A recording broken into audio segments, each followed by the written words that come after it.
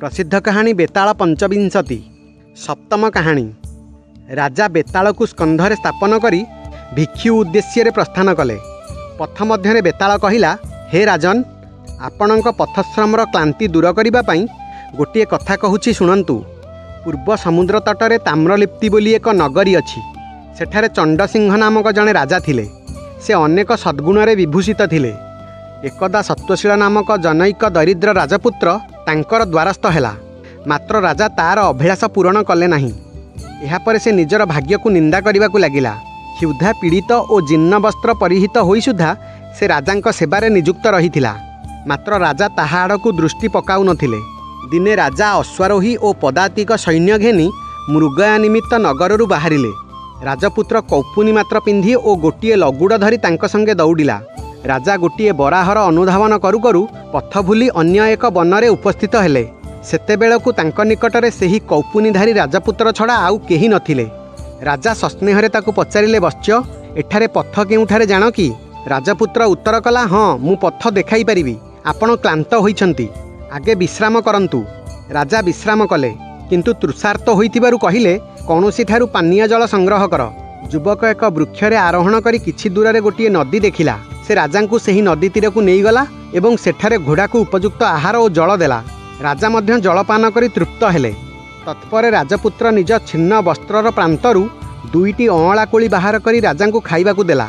राजा पचारिले, एगुड़िक केउठारू pile? युवक उत्तर कला, गत 10 वर्ष है यह ही मोर अवलंबन होइछि।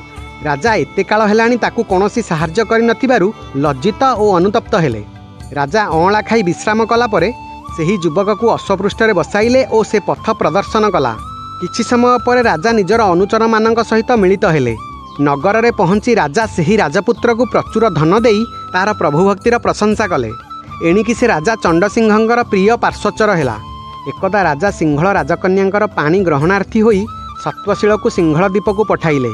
केतेक ब्राह्मणों सहित बोईतरे बसी से समुद्र पथरे बाहरी गला। अर्धपथ जीवा परे हठात गोटे विराट स्वर्णमयी हस्ती समुद्र गर्भरू उत्थित हैला। ता उपरे विभिन्न वर्णर पताका उड़ुथिला। एही समय प्रबल बात्या सह वृष्टि हैला। हस्तीटी बोईतर मास्तुल को आश्रय कला। किछि समय पर हस्ती बोईत सह बुड़ीबा को लागिला। ब्राह्मण माने प्राण भୟରେ राजांक उपरे गाली वर्षण कले। प्रभुभक्त सत्वशील ब्राह्मण मानक प्रति क्रोध प्रकाश करी हस्ती को विनाश करिबा पई एकाकी खड्ग धरी समुद्र गर्भ को डेई पड़िला। बात्यारे बोईत खंड विखंडित होईगला एवं आरोही माने जलजंतुंक आहार हेले। सत्वशील समुद्र रे बुड़ी एक स्वर्गीय नगरी रे पहुंचिला। एहार प्राचीर विविध मणिरे निर्मित थिला। पुष्करिणीर सोपान मध्य रत्न निर्मित। सत्वशील एक दुर्गा मंदिर रे प्रवेश करी देवी को प्रणाम एवं स्तुति करी विस्मयाभिभूत होई देवी समक्षरे बसी पड़िला। एही समय रे कौनसी दिव्य रमणी सहस्र परिजन बेष्टिता होई निम्नस्थ देवी मंदिर रे प्रवेश कला। ताकू देखिबा मात्रे सत्वशीलर हृदय ताहाठारे बसीभूत होईगला। सेही रमणी पूजा शेष करी चलीगला, किंतु सत्वशील ताकू भूली न पारी ताहार पछे पछे चलिला। रमणी गोटे सुसज्जित गृहरे प्रवेश करी पलंक उपरे बसिला। सत्वशील मध्य ता पाखरे बसी जाई तार अनिंद्य मुख को चाहि रहिला। सत्वशील कामसरे पीड़ित। यह बुझीपारी सेही रमणीर जड़े सखी तांकू कहिला, भद्र, आपण आमर अतिथि, स्नान भोजन करी आमर आतिथ्य ग्रहण करंतु। एही वाक्य आशान्वित होई सत्वशील उक्त सखी सहित पुष्करिणी को स्नान करने गला। से सेथिरे निमज्जित होई उठिला बेलू देखिला से राजा चंडसिंहंक पुष्करिणी रे। से स्वर्गीय नगरी रे नाही, से देवी मंदिर नाही कि से स्वर्गीय कन्या नाही। सत्वशील विरहानल दग्ध होई राजोद्यान रे क्रंदन करने को लागिला। उद्यान रक्षक राजा को यही संवाद देबारु से निजे आसी पचारिले, सखे, ए कौन, तुमे केउठारे थिल? एठारे किपरि प्रवेश कल? सत्वशील एथि मध्यरे जहा सबु घटिथिला से सबु वर्णना करिगला। राजा चिंता कले, एही युवक मोर कार्य करने को जाई कौनसी राक्षस कन्यार प्रेमरे पड़ी एपरी होइअछि। मु सेही राक्षस कन्या सहित एहार मिलन कराई एहाठारु ऋणमुक्त हेबी। एहार परदिन राजा मंत्रींक हस्तरे राज्यभार देई सत्वशील सहित एक बोईतरे बाहरिले। सत्वशील पूर्वथर जेउ पथरे जाइथिला ठीक सेही पथरे जाते निर्दिष्ट स्थान रे सेही स्वर्गीय हस्ती जल मध्यरु उत्थित हैला। सत्वशील कहिला, महाराज, मु जलरे बुड़ीबा मात्रे आपण मध्य सेही हस्तीर पताका निकटरे बुड़ी जिवे। सेहीपरि करन्ते दुहेंजाक उक्त स्वर्गीय नगरी रे उपस्थित हेले। उभय देवी को प्रणाम करी मंदिर रे बसिथिबा समय सेही कन्या सखी मानक सहित आसिबारु सत्वशील ताहाकू राजा को देखाई देला। राजा बुझीपारिले जे सेही कन्या प्रति सत्वशील अनुरक्त। सेही कन्या मध्य राजा को देखि चिंता करिथिला ए निश्चय जड़े विशिष्ट महापुरुष।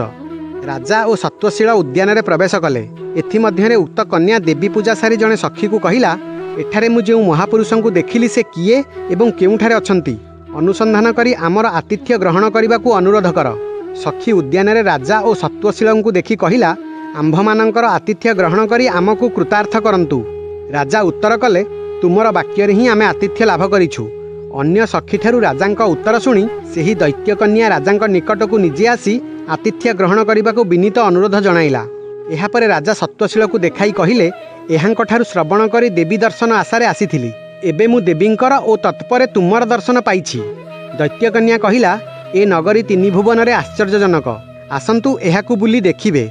राजा हसी हसी कहिले, हाँ, एथिरे जो अद्भुत सरोवर अछि ताहा विषय मध्य एही युवकंठारु शुणिछि।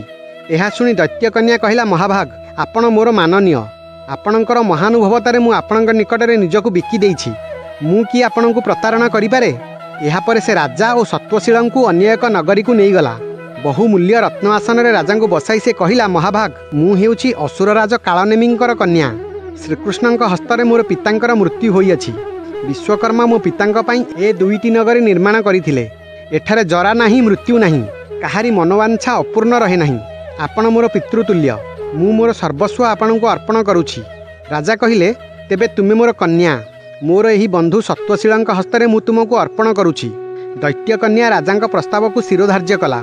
सत्वशील राक्षस कन्या को विवाह करी निजको धन्य मने कला। असुरर सकल संपदर से अधिकारी हेला।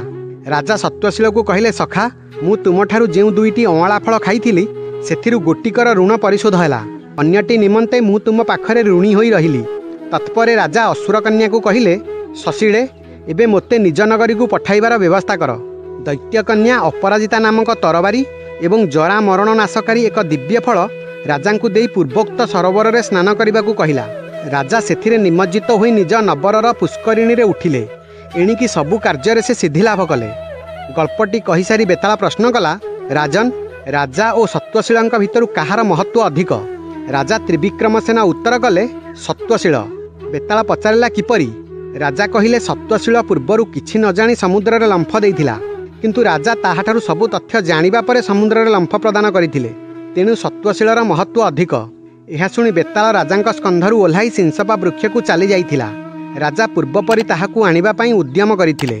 कहानी जदि आपनकु भल लागि थाए तेबे लाइक करंतु, शेयर करंतु एवं चैनल को सब्सक्राइब करंतु।